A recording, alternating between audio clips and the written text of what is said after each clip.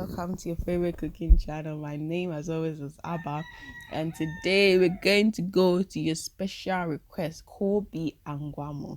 Yes, when I released the authentic executive Angua, there was a special request for Koobi Angua by my Koobi lovers. So yes, for Koobi Angua, I'm going to do a very simple one today. You just need Koobi, you need your onion, you need your green pepper, which is optional, but I'm going to add some scent and flavor and aroma. And you've got some pepper. Now, I like to add the pepper for a special kick in there, and it makes it tastier to eat. So what I did was I cut and diced and chopped all of them. Then in my pan, what I did was to preheat. I placed in my oil. I placed in everything at a go. I told you this is a quick fix Koobi Angua. Wait here, you don't waste time. You just share everything. Put your rice in, leave it on fire, let it cook. Then as it's cooking, just share your meko for the side, boil your egg, and then blah, you are done. So yeah. Now the Koobi Angua, I added in the pepper because you see the Koobi is fish, and if you just do with the onion and stuff, yeah, you're going to get results. But I think the pepper gives it more flavor, more spice in there, so it's beautiful. So you just want to fry it a bit for it to get softer and see your Koobi flaking a bit. Now my Koobi looks a bit civilized because yes, it was kept in the freezer, so when I took it out, it was easy for me to wash it. It was easy for me to cut it.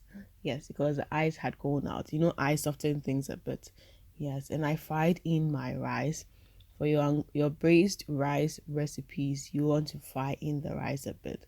And see the color already is looking so beautiful, even without it done yet. And I always talk about your rice water. Yes, when you're cooking rice, the quantity of water you're using, I always tell you be careful of the type of rice and the quantity of water you're doing.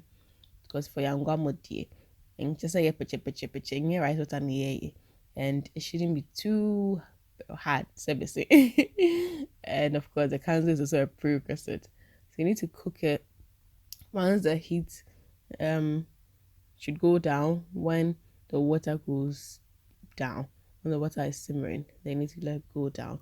And yeah, this is very simple and healthy to do.